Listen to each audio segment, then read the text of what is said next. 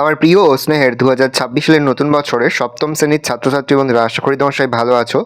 আজ আমরা যে বিষয়টি নিয়ে আলোচনা করব সপ্তম শ্রেণীর ফার্স্ট ইউনিট টেস্ট অর্থাৎ প্রথম পর্যায়ক্রমিক মূল্যায়নের ইতিহাসের প্রশ্নপত্র নিয়ে। দেখো সরাসরি স্ক্রিনে তোমরা সপ্তম শ্রেণীর ইতিহাসের কোশ্চেনটা দেখতে পাচ্ছ। ফুল মার্কস আমাদের রয়েছে 30, সময় তোমাদের রয়েছে 1 ঘন্টা। একে দেখে রয়েছে সঠিক উত্তর নির্বাচন করে লেখো যে কোনো 6টি প্রশ্নে, মানে 1 করে 1 × 6 = 6। বঙ্গ নামের প্রথম উল্লেখ পাওয়া যায় অর্থশাস্ত্র ঐতিহ্য আরণ্যক মহাভারতে, আইনি আকবরী গ্রন্থে, তবে ঐতিহ্য আরণ্যক গ্রন্থে। হর্ষচরিত রচনা করেছেন হর্ষবর্ধন বাণভট্ট, বরাহমির শশাঙ্ক বাণভট্ট। প্রথম খলিফা ছিলেন হজরত আলী, আবু বকর, হজরত উসমান, হজরত ওমর, উত্তরে আবু বকর। শশাঙ্কের রাজধানীর নাম ছিল গৌড়, কর্ণ সুবর্ণ, কনৌজ কোনোটি নয়, কর্ণ সুবর্ণ। বিক্রমশীল মহাবিহার প্রতিষ্ঠা করেছিলেন গোপাল, ধর্মপাল, হর্ষবর্ধন, অতীশ, দীপঙ্কর। ধর্মপাল। গীতগোবিন্দম কাব্যের কবি ছিলেন উমাপতিধর, গোবর্ধন, জয়দেব, বাণভট্ট, উত্তরে জয়দেব। পাল বংশের প্রতিষ্ঠাতা হলেন রামপাল, ধর্মপাল, দেবপাল, গোপাল, উত্তরে গোপাল। পাল রাজাদের আদি নিবাস ছিল সম্ভবত মহীশূর, বরেন্দ্র অঞ্চল, সমতল অঞ্চল, রাঢ় অঞ্চল, বরেন্দ্র অঞ্চল। দক্ষিণ ভারতের ব্রাহ্মণদের জমিদারদের ব্যবস্থাকে বলা হতো,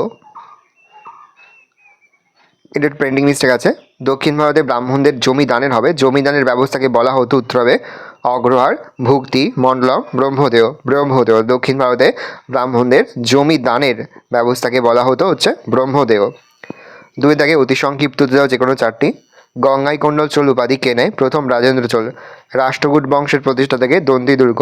কোন বিদ্রোহ সেনদের রাজ্য স্থাপনে সাহায্য করেছিল? কৈবর্ত বিদ্রোহ। রামচরিত কাব্য কার লেখা? সন্ধ্যাকর নন্দী। চোল রাজ্যে কোন ধাতুর হস্তশিল্প বিখ্যাত ছিল? ব্রোঞ্জ। বিক্রমশীল মহাবিহারকে প্রতিষ্ঠা করে? ধর্মপাল। পাল যুগের একজন বিখ্যাত শিল্পীর নাম হচ্ছে ধীমান ও বীর পাল। বিক্রমশীল মহাবিহার কত বছর টিকেছিল? 400 বছর। কোন বৌদ্ধ আচার্যের বাড়ি নাস্তিক পণ্ডিতের ভিটা নামে পরিচিত? শ্রী দীপঙ্কর জ্ঞান। সংক্ষিপ্ত উত্তরভিত্তিক প্রশ্ন যে কোনো 2টি, প্রশ্নের মান 2 করে, 2 × 2 = 4। প্রথম, গৌড়তন্ত্র বলতে কি বোঝো? দেখে নাও প্রশ্ন উত্তরটা। পরের প্রশ্ন, কৈবর্ত বিদ্রোহ কবে এবং কার বিরুদ্ধে হয়েছিল? উত্তরটা দেখে নাও। নেক্সট প্রশ্ন, হিজরত কি? উত্তরটা দেখে নাও। নেক্সট হচ্ছে ব্রহ্মদেয় ব্যবস্থা কাকে বলে? উত্তরটা দেখে নাও। নেক্সট প্রশ্ন, চর্যাপদ কি?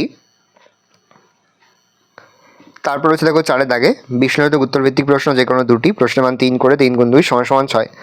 মাৎসন্যায় কি? দেখে নাও উত্তরটা।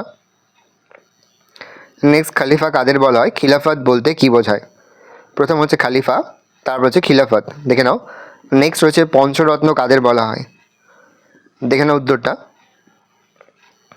নেক্সট হচ্ছে পাল ও সেন যুগে কর ব্যবস্থা কেমন ছিল?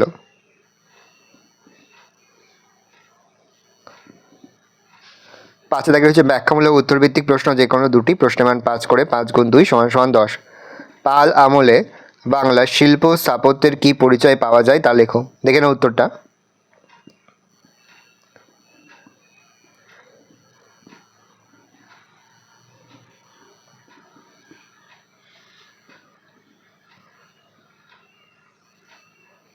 পরে হচ্ছে গৌড় রাজা শশাঙ্কের কৃতিত্ব আলোচনা করো। দেখে নাও পয়েন্টগুলো। শশাঙ্কের বিখ্যাত হওয়ার কারণ: 1 রাজ্য জয়, 2 ঐক্য ও সংহতি স্থাপন, 3 আর্যবর্তে বাঙালি সাম্রাজ্য প্রতিষ্ঠা, 4 গৌড়তন্ত্র। শেষ পয়েন্ট মূল্যায়ন। পরে হচ্ছে রাজা লক্ষণ সেনের রাজসভায় সাহিত্যচর্চার পরিচয় দাও। 1 দিয়ে পয়েন্টগুলো কবি জয়দেব, 2 ধোয়ী, 3 পঞ্চরত্ন।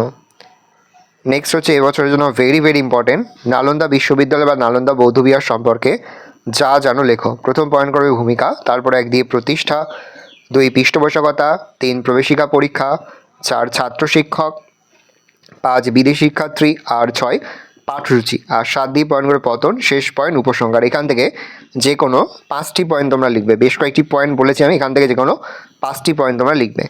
এই রয়েছে টোটাল তোমাদের ফার্স্ট ইউনিট টেস্ট অর্থাৎ প্রথম পর্যায়ক্রমিক মূল্যায়নের ক্লাস 7-এর ইতিহাসের প্রশ্নপত্র। ভালো করে প্রশ্নপত্র দেখে নাও। আশা করি ভিডিওটা ভালো লেগেছে।